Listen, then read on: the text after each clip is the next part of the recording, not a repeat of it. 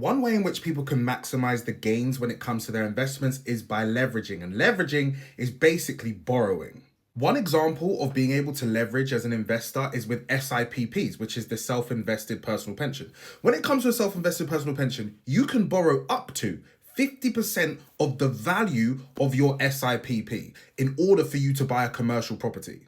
Now, if you know what you're doing and everything goes to plan, then you can have a commercial property inside of your pension that's just generating you cash. It would be amazing. But if you don't know what you're doing, the losses can be catastrophic. Another group of people that use leveraging, and I struggle to call them investors, they're more traders, it's trading, is Forex traders. And the reason they do that, they can borrow money to increase their position. So if they do get a small increase, it maximizes that gain for them. But if it becomes a loss, not only do they lose their money, but they have to pay back the money that they borrowed. So the loss becomes even bigger. As a beginning investor, the only real way that you could and should kind of get involved with leveraging is when you invest in something called an investment trust, who are allowed to use leveraging, and they call it gearing. But the main difference between you using leveraging in your investments and an investment trust using leveraging is that they are professionals. They know exactly what they're doing, and they've calculated all of the risks to make sure that it's worth it.